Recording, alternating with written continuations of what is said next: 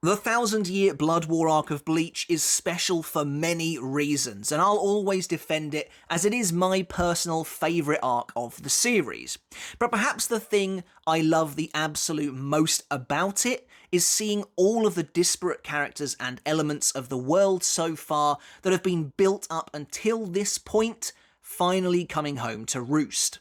With the enormity of the threat posed by the Quincy's to the entire Bleach universe, it's not hard to believe that almost every single major player in the series would arrive from across all corners of the story to have some role in trying to bring their enemy down. Now, the character we're going to be looking at today is Yoruichi Shihoin. She's of course a fan favourite who, after her front and centre spotlight role in the Soul Society arc, ended up taking something of a back seat for the remainder of the story, only ever intervening during the most dramatic and drastic of moments, and not even appearing in the Lost Agent arc at all. Here, however, in the Thousand Year Blood War arc, Yoruichi actually has quite an interesting role to play, though she doesn't arrive at all until fairly late into the war, but once she does, she then helps to take the reins somewhat as Kubo takes strides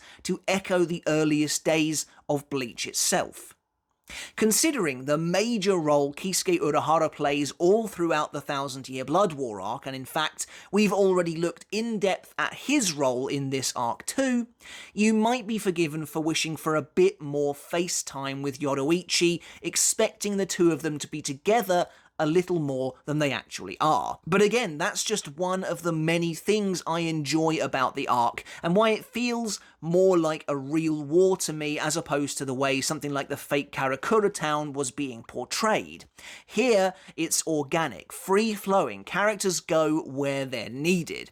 Kisuke is of course sidetracked in Waco Mundo for a lengthy amount of time at the start of this arc, but that doesn't mean neither he nor Yoruichi aren't working together in the background all the same. So, without further ado, let's take a look at exactly what Yoruichi gets up to in the final arc, because her involvement runs deeper than simply fighting bad guys, which is always really nice to see.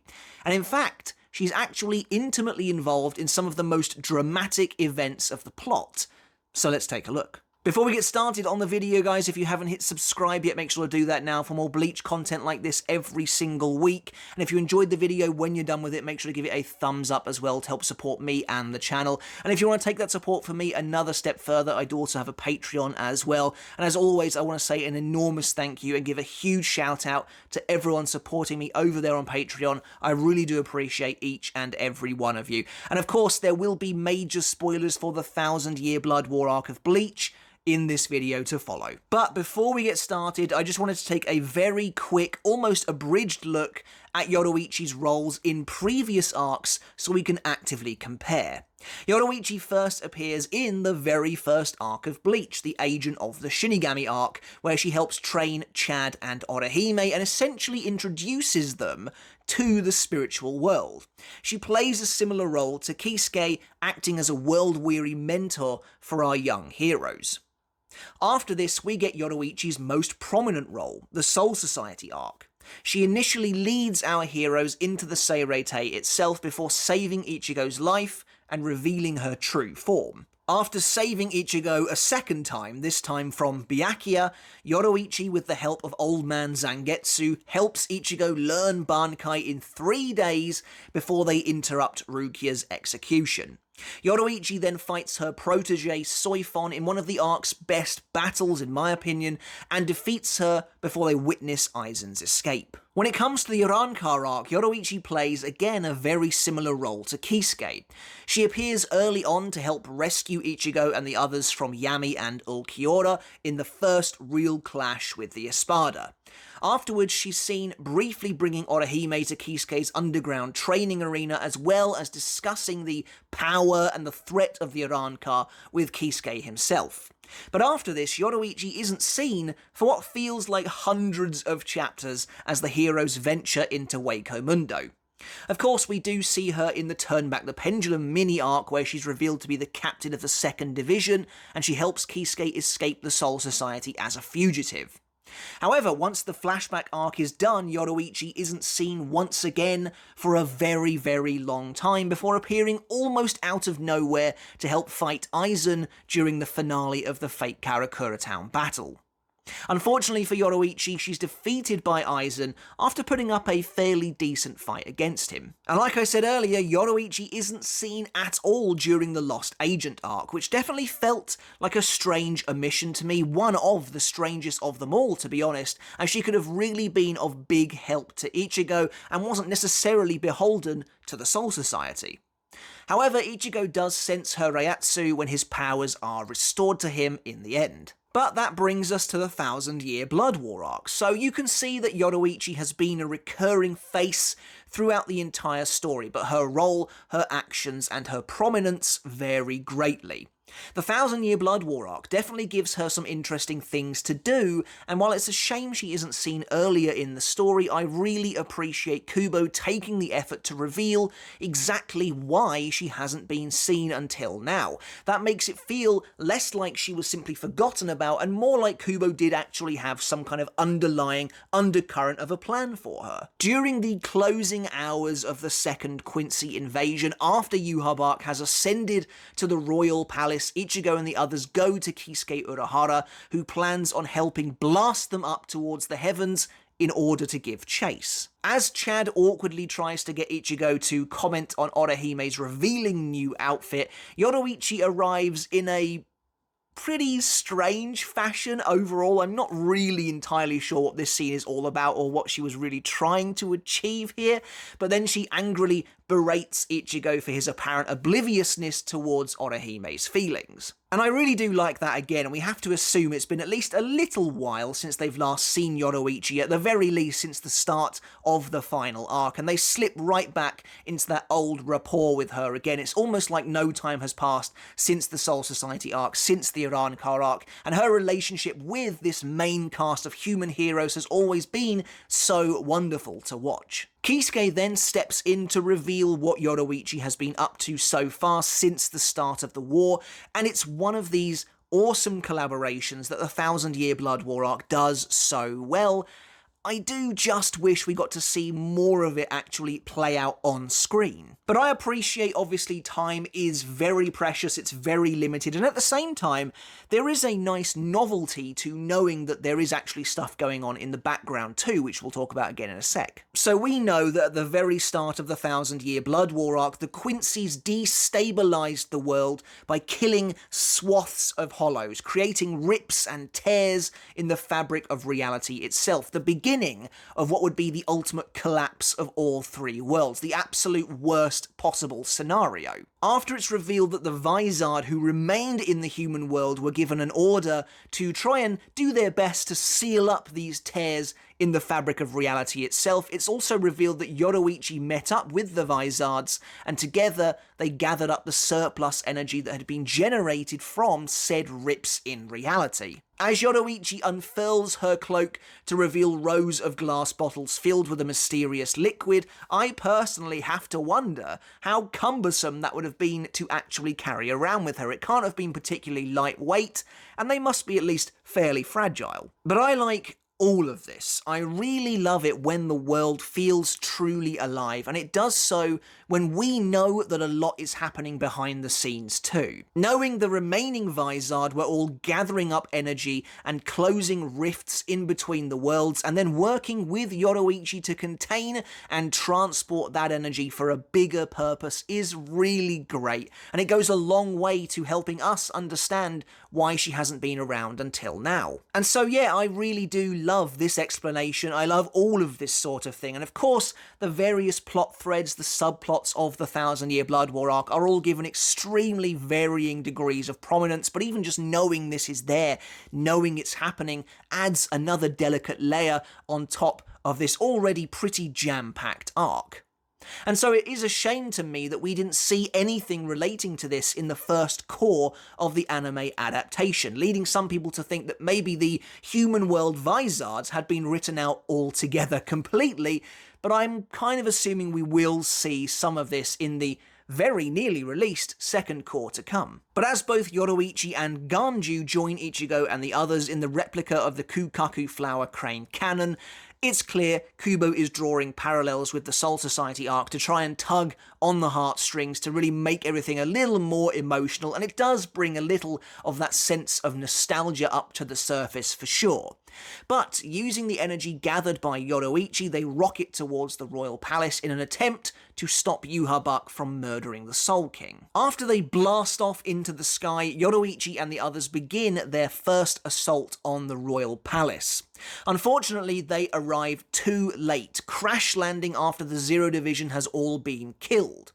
But this does make Yoruichi one of the few characters, along with obviously everyone else here, and those that arrived prior in the arc, to actually step foot on the royal palace as it appeared when under the control of the Shinigami. Who would have thought that characters like Chad and Ganju would have also shared that same honour? But as Ichibei is revived, Yoruichi and the others charge towards the central palace as he kind of pleads with them to do what they can to protect the Soul King. Here we see Ichigo and the gang's second confrontation with Yhwach, and as Yoruichi and the others arrive in the Soul King's chambers, Yhwach reveals he's already completed his mission. His sword has pierced Ryo's body, and all seems to be lost. By the way, I absolutely love that shot of Yhwach sort of turning to look at the gang as they arrive there, shadows spreading out across the floor as the massive expanse of the throne room is behind them, almost as though the sun is setting behind them as they stand there, the floor probably gilded in a brilliant light. It's very atmospheric, it looks absolutely wonderful. I kind of wish it had been a big double-page spread because it does really set the tone for what's about to go down, but regardless, it's a great looking shot. Seeing Yhwach's sword in the Soul King, Ichigo leaps forward and grabs the weapon to hoist it out of Ryo, but Yhwach's Ryatsu flows through it and into Ichigo's own blood, where it presumably mingles with the blood already running through Yhwach's veins and controls Ichigo's own actions. As Yhwach's desire is to kill the Soul King, Ichigo finds himself compelled to do the same as though he's being controlled from within, and he cuts Ryo in half as Yoruichi looks on in horror. As Yhwach gloats and the worlds begin to collapse around them, however, Yoruichi makes her move. I like how quickly Yoruichi is able to adapt to the absolute worst possible outcome unfolding around them. It's really good stuff, and it makes her look extremely capable, which of course you'd expect from the former leader of the Omnitz Kiddo. Surrounding Yhwach with a razor wire trap in an instant, Yoruichi warns him not to move before instructing Orihime to resurrect the Soul King. The razor wire trap is honestly really cool, and it's not something we've ever really seen before. It's perfectly befitting of a character who is effectively an assassin, a stealthy ninja, but it is funny that Yhwach kind of just destroys it without even trying later on. Yoruichi tells him that if he touches them, he'll be instantly cut to pieces, but we see him kind of take a step forwards later and they just shred around him. Anyway, Orihime fails to save the Soul King, but Ukitake's Mimihagi rises up from the Seirete and stabilizes Ryo's form, temporarily preventing the breakdown of the worlds. Acting fast again, seeing Yoruichi thinking on the fly again, she decides to seal Ryo as he currently is in order to preserve the universe, to bring stability back to the world. Using Kido, Yoruichi creates a barrier around the fusion of Ryo and Mimihagi, deciding to entrap it as the new Soul King. However, she's suddenly shot out of nowhere in the back with an arrow by Uryu, throwing off her concentration and therefore destroying the seal. As the barrier explodes, Yhwach moves in to attack Mimihagi, but Yoruichi strikes him with a set of strange weapons.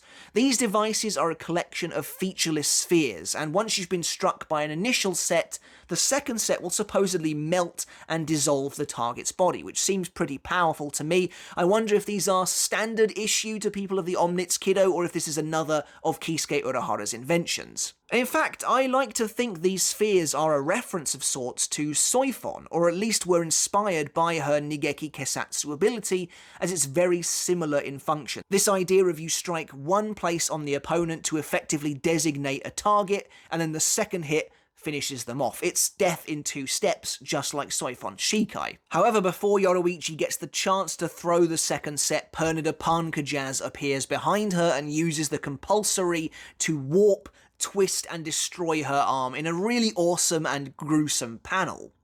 Yhwach then blasts Yoruichi from the side of the palace and she disappears over the edge. Like I said, it's cool seeing Yoruichi actually involved in the event that effectively decided the fate of the Bleach universe, and unlike characters like Chad and Ganju, she actually does a lot here, pretty much leading the rescue effort to try and save both the Soul King and the universe. Considering the immense pressure of the situation, considering, like I said, it is pretty much the worst case scenario unfolding before their very eyes, I think she does extraordinarily well, and potentially would have even saved the Soul King, or at least come close to it, had she not been caught off guard by Uryu. But removing her destroyed arm, clearly before it was able to do any further damage to her body, in a scenario I imagine is very similar to what happened to Kenpachi in Varvelt, Yoruichi lands on one of the floating cities surrounding the royal palace. And from here, she rescues Ichigo and the others as they are cast out of the palace too, lifting them to safety before waking an unconscious Ichigo. As Yoruichi's arm is restored by Orihime, they prepare their counterattack. Yoruichi reveals what else she and Kisuke have been working on, a gathering of misfits from across the Bleach universe. She has Grimmjow open a Garganta to their location and reveals that she's been working with both the Arrancar and the Fullbringers of Execution in preparation for their next and hopefully final strike. Once Yoruichi and the others are inside Riruka and Yukio's contraption, she explains everything to Ichigo before telling him their plan is to hopefully catch the Quincy unaware and take them all down in one fell swoop. However, as they arrive in the royal palace and prepare to step foot into a world they think they know, they realise Yhwach has completely transformed it in his own image during the time they were travelling through the Garganta. Regardless, Yoruichi and the others advance on Varvelt, making their way to the central fortress of the Quincy, the cornerstone of their enemy's new world and the site of the final battle of Bleach. Grimmjow rushes ahead and is incapacitated by Askin Naklavar, who also defeats Ichigo, Chad, and Orihime. While Yoruichi disappears briefly, she was clearly still roughly within the vicinity of this group, perhaps scouting out their flank, and she manages to attack Askin from behind. In a really great little action sequence, Askin fires 2 arrows at Yoruichi, but she grabs one of them and launches it back at him before using her Shunko Raijin Senkei ability to seriously wound the Quincy as she then rescues Orihime from the resulting blast. As Ichigo and the others are healed, they carry on pushing forwards deeper into the fortress, leaving Yoruichi behind to deal with the sternritter. However, Yoruichi's little brother Yushiro arrives, and I will continue to maintain that this absolutely should have been Soifon instead. In fact, I think you can so easily come up with a battle situation with these two against Askin that would work perfectly, I think. Soifon's Nigeki Kesatsu, as I'm sure I've said on this channel before, seems like it was purpose-made to demonstrate Askin's power. Soifon would strike him once, he would be acting up, pretending that he was probably about to die. She'd strike him again, only for the death dealing to have already kicked in, and him to have already gained immunity. It would have been the perfect setup for then Yoruichi to take over their fight, but alas, it doesn't happen like that. Instead, Yoruichi watches as Yushiro attacks Askin, only to fall into his trap and be quickly defeated. Later, Yoruichi is also revealed to have fallen prey to Askin's power off-screen too, and is now struggling against the ability, the poison, of the death-dealing, while Yushiro lies dying on the floor. Suddenly, Kisuke arrives, reviving Yoruichi by injecting her with a drug that counteracts Askin's poisonous power. Yoruichi attempts to continue fighting Askin using her Raijin Senkei ability, but finds that although she can move again, she's actually severely limited, resulting in Askin taking her down once more with a swift punch to the gut. In a last-ditch effort to win, Kisuke forcibly transforms Yoruichi, activating her final ability, her Shunko Raijin Senkei Kokurbyo Senbi form. Yoruichi, now having lost her mind, becomes cat-like in both appearance and personality, radiating thunderous electrical power at the same time. Using her new form, she dominates Askin, sending him flying to the ground below. However, Urahara's immunization drug begins to wear off, causing Yoruichi to succumb to the poison once more, and effectively rendering her useless for the rest of the fight. Before Kisuke can do anything about it, Askin returns, and the very last shot we ever see of Yoruichi in Bleach is of her behind, because for some reason that's what she was reduced to right at the very end of the story. I don't really know what was going on with this, I don't really know why this is the route Kubo went down, but he seems to have lost a lot of respect for one of his most beloved characters, and I can't quite fathom what he was actually trying to do with her outside of simply turning her into a fan service device, but this isn't really the video to dive into that topic. Although we don't see Yoruichi again, we can assume she survives, as Nell counts her spiritual pressure as one that she needs to rescue. And in terms of the supplementary material, Yoruichi appears in Can't Fear Your Own World too. So that's it for Yoruichi's role in the 1000-Year Blood War arc. Like I said, she appears very late, missing out on almost 2/3 of the entire arc. However, I really do appreciate Kubo actually giving us the reason behind her absence, making it believable, and above all, making her actually a useful part of the Gotei 13's plans. She does get a fight in this arc too, and it's a fairly good one if you can look past the overall disappointing end to her character. I know Yoruichi's final form is a contentious one, and I can't help but think just a few tiny changes would have made it more bearable and more respectful of the character we know her to be, while keeping it effectively exactly the same anyway. She could have still had this form and looked essentially the same, but I just think she should have been given control over it and been allowed to transform of her own free will. Considering just how quick-thinking and resourceful Yoruichi was mere chapters ago when they were trying to rescue the Soul King, as I praised, it's strange to me that somebody as experienced in battle as Yoruichi wasn't able to realise that even with Kisuke's drug, she wouldn't be able to keep up with Askin in her current state, and yet was determined to try and do so anyway. Or maybe she did realise that and simply didn't want to accept it. Kisuke and Yoruichi share very similar roles throughout a lot of Bleach anyway, though of course Kisuke definitely gets more face time with the audience in general and has a bigger impact on a lot of the narrative beats of Bleach itself. But they share the same disappointing ending in the source material as well. They both just completely vanish after this battle with Askin, and I really don't think it would have been that difficult to include a brief shot of the Urahara shop and all of its inhabitants in one of those last two epilogue chapters, but alas, it wasn't meant to be. Although I imagine we will see them, we will get closure for those characters in the anime. That seems like a very easy victory for the anime to make. Though, of course, with the Hell chapter, we know that Kisuke at least survived, as he's mentioned numerous times. But yeah, that's it for the video. That's it for Yoruichi's role in the 1000-Year Blood War arc. Let me know in the comments, what do you think of her role? What do you think of what she has to do in the big final arc of Bleach? Were you happy with Yoruichi's role, with how much impact she has on the events of the story, or would you have liked to have seen her show up a little bit earlier, maybe get another fight? Should she have battled alongside Soifon? It would have been really awesome, I think, to see them fighting side by side as a team properly in the actual canon source material. But regardless, let me know all of your thoughts down in the comments below. I really hope you enjoyed the video. If you did, make sure to give it a thumbs up and maybe hit subscribe if you haven't done already. And until next time, guys, I'll catch you later, and I'll see you then.